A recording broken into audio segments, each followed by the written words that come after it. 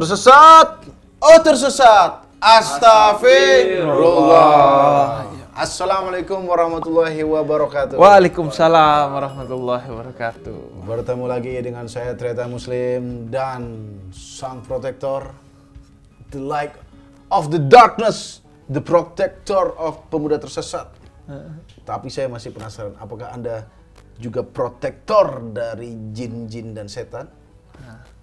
Makanya saya akan menantang Habib Ja'far nanti ikut fix serem. Jadi ciptaan terbaik Allah itu adalah manusia. Saya manusia saja bisa saya kalahkan. Apalagi cuma jin itu. Saya tiup nanti jin. Oke, nanti kita akan menonton fix serem episode Habib Ja'far. Oke, siap ya berarti ya? Takut sama jin, takut sama Allah, bro. Langsung. Oke, yaudah. Seperti biasa, kita ketemu lagi di Pemuda Tersesat. Dan kali ini saya sudah menghimpun pertanyaan-pertanyaan yang masuk ke YouTube, ke Instagram, dan di Twitter juga ya.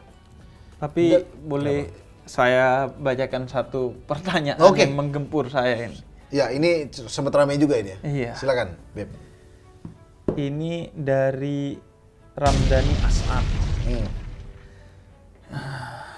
Tersesat, oh tersesat, astagfirullah. Bib mau tanya, kalau azanin orang mati pakai azan subuh, apakah akan bangun orang matinya? Maaf. Yang belum mati saja azan subuh gak bangun, apalagi yang mati. Iya juga ya, orang-orang hidup azan subuh aja gak bangun, apalagi yang mati ya. Iya, makanya. Jadi orang hidup yang gak sholat subuh itu setara orang mati ya. Karena sama-sama gak bangun gitu ya kan. Emang katanya paling susah kan sholat subuh. Iya, karena gini, dibilangnya kan as-sholatu khairum minan naum. Nah. Sholat itu lebih baik daripada tidur. Iya, tapi orang-orang yang tidur ini mungkin pikirannya iya lebih baik, tapi lebih enak tidur. Makanya dia tetap tidur. Anda memang di dunia enak, tapi di akhirat nanti Anda tertidur di dipan neraka bersama cokai. Lanjut sekarang yang benar-benar ini. Yang benar ya? Di jeda nulis, jadi tolong yang agak ya bengkok gak apa-apa, tapi sedikit. Tapi ada pesannya lah ya. Yes. Oke, ini ada pesannya nih.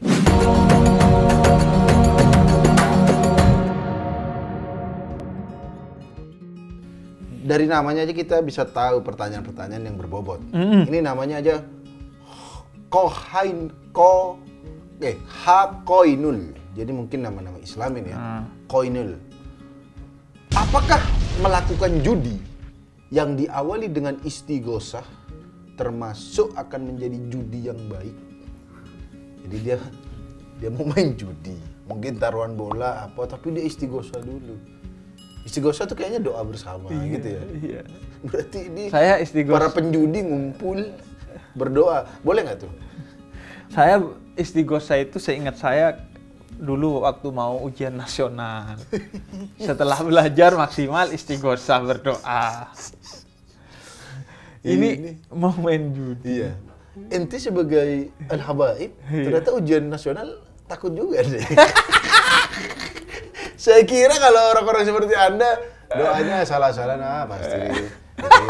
Ternyata ada istighosah juga. Ada istighosah juga. Sampai ini nggak nyebar-nyebar SMS minta maaf tuh nggak? Oh enggak. Biasa ada. Oh itu minta maaf gitu? Enggak, saya nggak minta maaf. Ya kan? Ini biasa orang. Oh minta maaf dulu. Kayak mau mati aja. Kayak mau lebar, lebih parah ya, kayak mau mati. Mohon maaf semua saudara-saudara karena besok ujian gitu. Oh iya. Iya, bahkan ada yang ke dukun atau ke apa gitu. tapi kalau Habib dulu pas UN ini juga ya? Enggak, saya nggak nyebar-nyebar itu. Enggak. Soalnya saya kan nggak punya HP. Alasannya itu. Tapi istighosah juga, maksudnya. Istighosah? Takut nggak lulus juga? Ya memang disuruh sama guru. Kayaknya yang takut nggak lulus gurunya.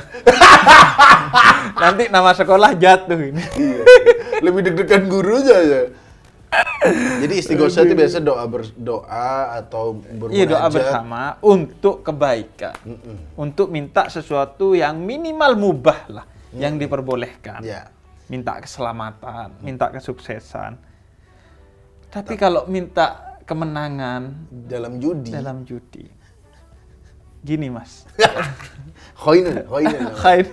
Khainul. Kemenangan itu adalah sholat. Hayya 'alas shalah, hayya 'alal falah. Mari sholat, mari menang. Nah, Bukan main judi.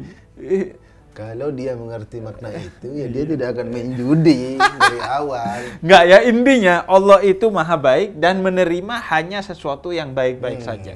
Jadi, walaupun sesuatu itu baik, tapi kalau caranya tidak baik, itu nggak boleh. Begitu juga walaupun sesuatu itu caranya baik, tapi kalau tujuannya negatif, itu juga nggak boleh. Jadi harus sama. Jadi misalnya, senyum adalah sedekah. Benar. Itu kata Nabi, senyum itu sedekah. Tapi kalau Anda senyum ke perempuan-perempuan yang bukan istri Anda, bukan siapa-siapa, tujuannya untuk menggoda, nah itu malah haram. Nggak boleh, termasuk juga Anda assalamualaikum dengan tujuan menggoda. Jadi nongkrong terus godain ceweknya, assalamualaikum ukhti. Nah itu dosa lebih besar, Mas. Anda menggunakan agama untuk nafsu Anda. Cewek juga ada tuh. Assalamualaikum Ikhwan, mau nggak jadi imamku? Iya. Ada nggak sih di anak pesantren gitu nggak? Iya, dulu di pesantren gitu. Jadi assalamualaikum itu baik, tapi kalau digunakan kalau tujuannya untuk menggoda ya sama aja. Dan saya di pesantren dulu tuh, pesantren saya itu lab komputernya cuma ada di pesantren cowok. Jadi di pesantren cewek nggak ada. Jadi cewek kalau mau lab komputer ke cowok. Nah itu dibuka, parkirnya pas di depan pintu lab. Jadi ditambah pintu dibuka, pintu mobil dibuka, pintu lab dibuka, jadi sedikit tinggal, sisanya mungkin setengah meter. Tapi itu kalau udah ada rombongan cewek, kita nongkrong, ngeliatin. Jadi pas lewat setengah meter, kita nikmati. Alhamdulillah. Pemandangan segini doang. Iya, segini. Itu seminggu berapa kali tuh lihat gitu? Sekali. Ya Allah. Sekali, ya seminggu sekali. Udah setara komet anjir. Udah setara bintang jatuh. Ini lebih sering bintang jatuh daripada cewek itu lewat ya. Iya. Selangkah itu. Tapi ya. rezeki itu, durian runtuh itu. Tapi jadi di pesantren dulu ada lab komputer. Ada lab komputer. Isinya apa? Data-data Amerika. Maksudnya itu software-software kan dari Amerika. Iya. Oke, jadi tetap nggak boleh ya? Tetap kayak nggak gitu boleh. ya. Termasuk nih sedikit lagi ya, mungkin nambahin ya. Berdoa untuk melakukan dosa. Jadi misalnya mau mencuri, aduh bismillah nih. Mau mencuri. Ada begitu. Gimana tuh? Tetap nggak boleh juga ya? Iya. Anda udah mau mencuri, bawa-bawa Allah lagi. Kayak bisa kadang-kadang minta izin gitu ya. Apalagi minta restu Iya, kalau seharusnya Anda kalau bismillah itu nggak jadi. Nggak jadi mencuri. Iya, Makanya Anda harus tahu zikir-zikir yang tepat. Kalau mau mencuri itu jangan pakai bismillah. Astagfirullah. Biar gagal. Nah, astagfirullah. Nggak jadi dia nyuri. Kalau orang mencuri bismillah biar lancar. Ya Allah, restuilah pencurianku. Gitu. Ya sudah pasti nggak bakal direstui dong. Nggak boleh berarti ya? Nggak boleh. Jadi buat koinul, sebelum Anda melakukan istighosah buat judi, Anda harus tahu judinya sendiri tuh nggak boleh. Oke?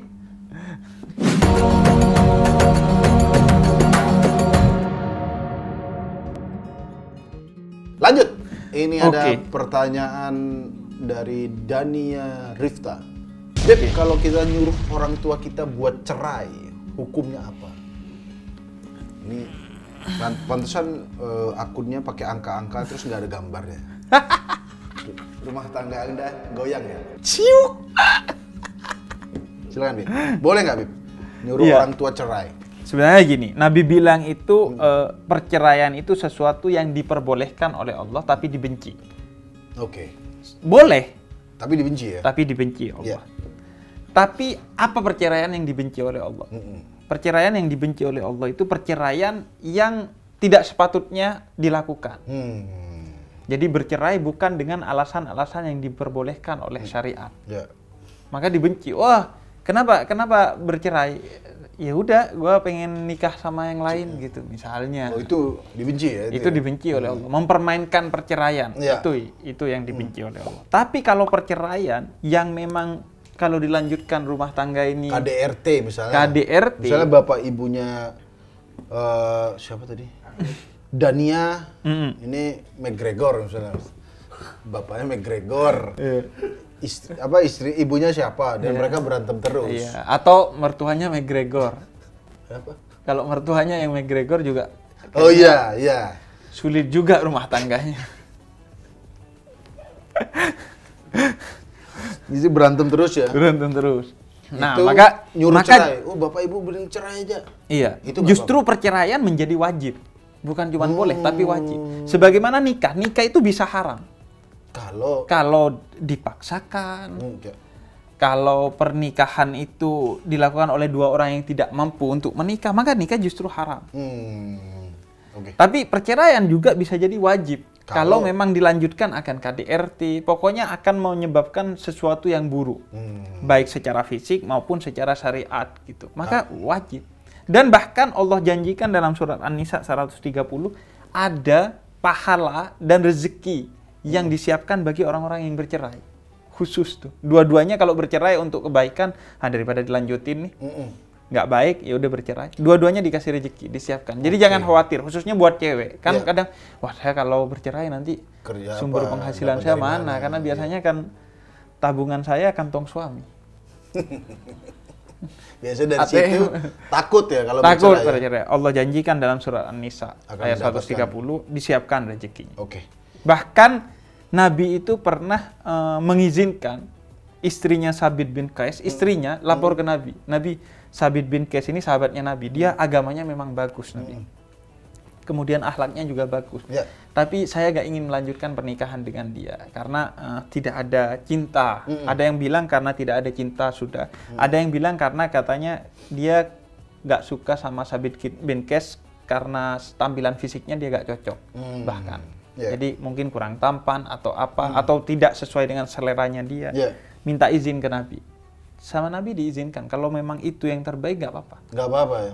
Karena kalau dilanjutkan akan buruk. Jadi boleh-boleh aja Anda nyuruh. Buat Dania, buat lebih mempermudah, video ini silakan disetelkan ke orang tua Anda.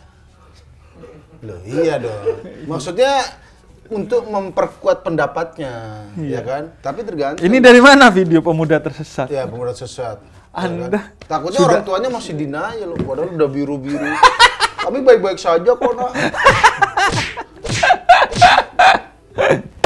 Oke, silakan. Itu jalan yang itu jalan yang terbaik. Kalau itu jalan terbaik. Nah, lanjut pertanyaannya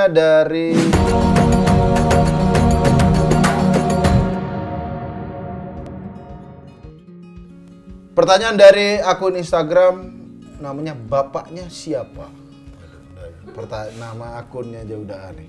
Beb mau nanya, setiap orang yang mau pindah agama, apa ada form pengunduran diri? Ini agama bukan kerja di Indomaret, mohon maaf. Ya. Kenapa ada formnya? Kalau di Islam nggak ada kan form-form. Atau masuk Islam juga kan nggak pakai form harus. Sebenarnya masuk Islam itu ya kuncinya satu. Apa? Syahadat aja. Syahadat. Bahkan kalaupun tidak pakai saksi itu diperbolehkan oleh ulama. Jadi membaca 2 kalimat syahadat selesai. Idealnya sih disaksikan 2 orang laki-laki sebagai saksi. Kalau laki-laki 2 orang saksi. Agar orang nanti tahu gitu kalau tiba-tiba orang ini masuk masjid gak digebukin. Anda ngapain? Melecehkan sholat Anda. Kenapa sholat? Anda kan non-muslimnya. Harus ada saksi. Ngintai ya? Takutnya digigit. Iya. Nah, jadi memang tinggal syahadat doang. Makanya saya aneh kalau ada orang nggak masuk Islam itu. Padahal itu gampang. Nggak usah sekolah-sekolah. Apalagi sekolah di hari Minggu. Bisa Minggu libur malah sekolah. Dan nggak perlu harus basah-basahan.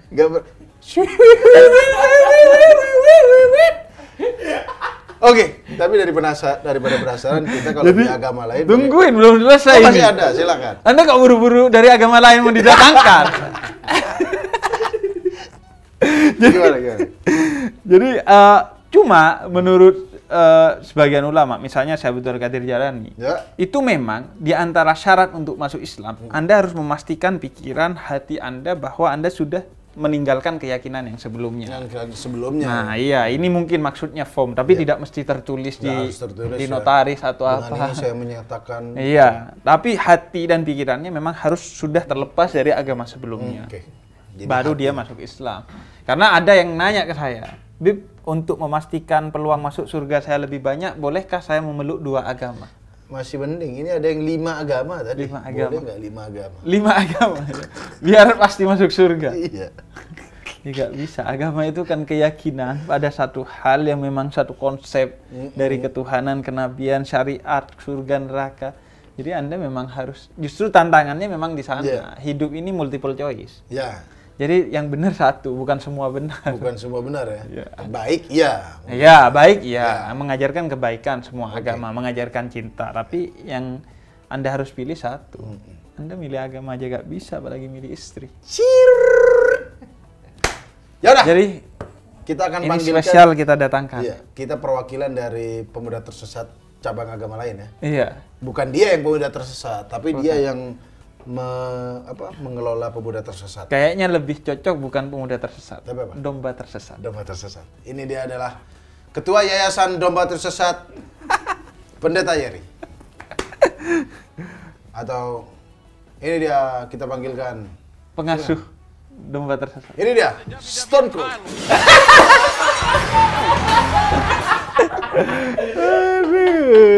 Selamat sore Bang Yeri. Serius.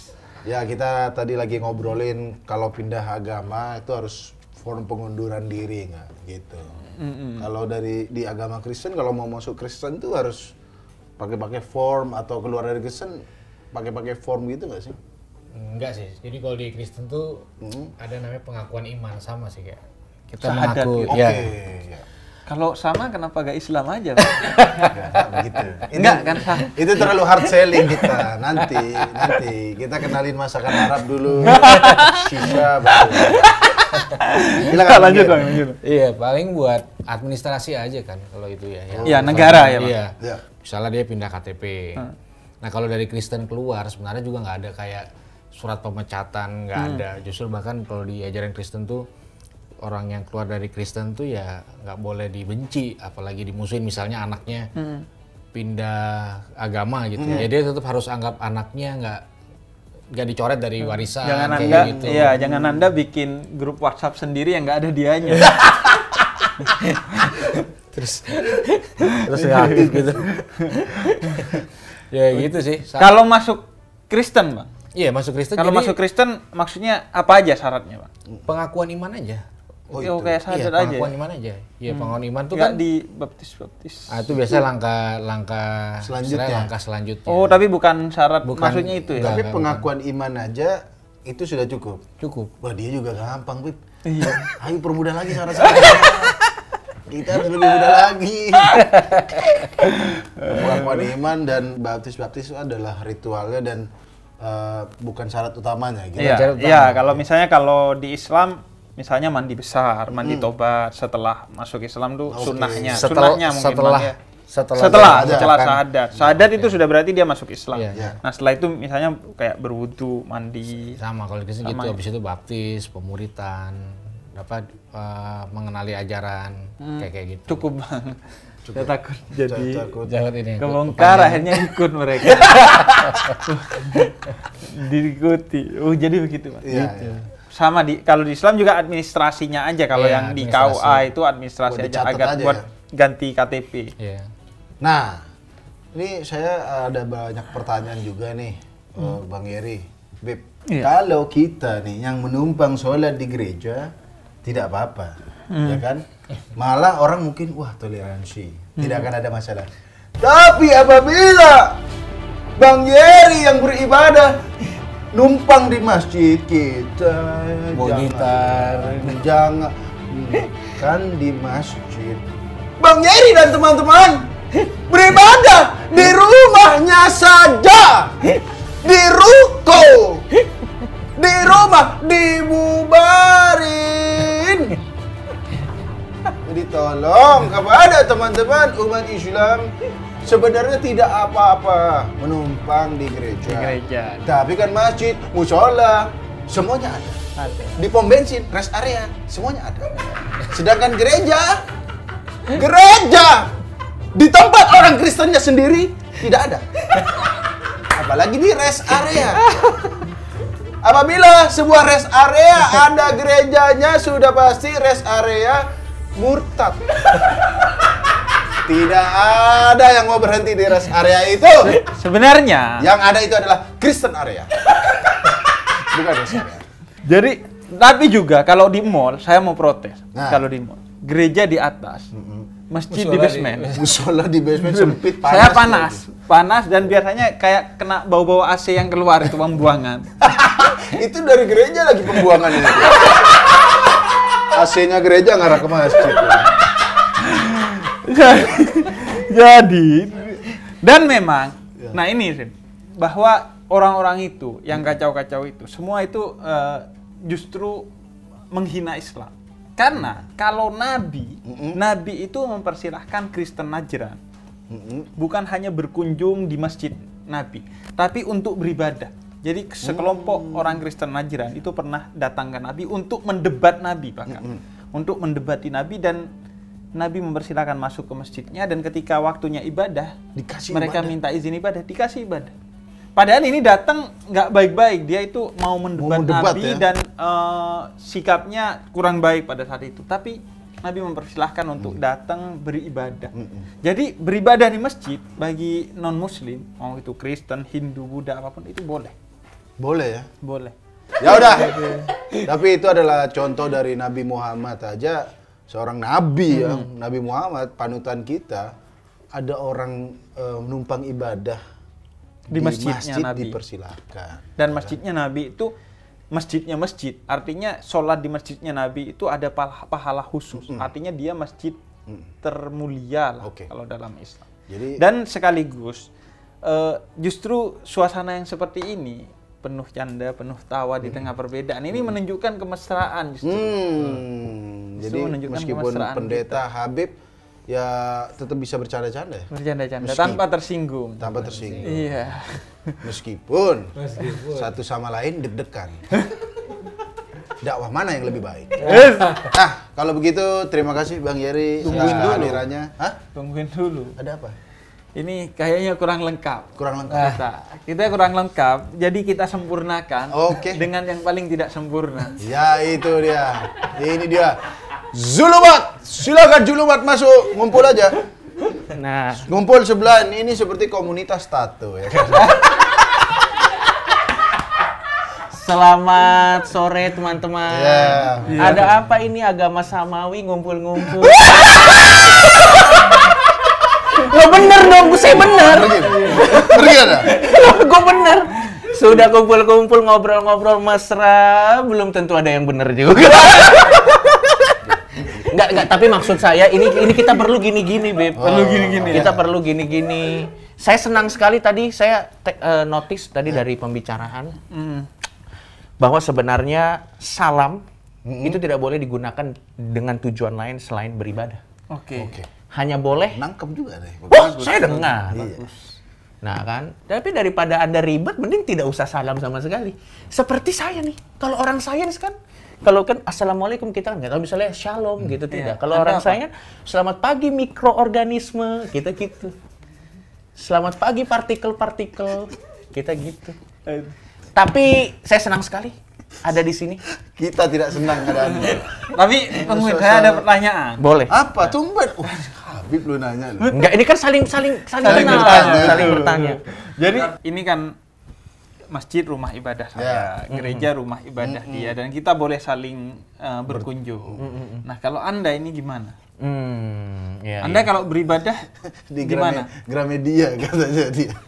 Ayo, mau bertanya apa itu? Jadi boleh nggak kalau kita numpang ibadah di rumah ibadah Anda? Silahkan dengan senang hati. Kan dia nggak punya rumah ibadah, rumah dia. Gramedia itu kata satanis dia, bro. Enggak, dengan senang hati. Kalau orang misalnya lagi main ke rumah saya, pengen sholat, silahkan dipakai. Paling nanti kiblatnya disalah-salahin.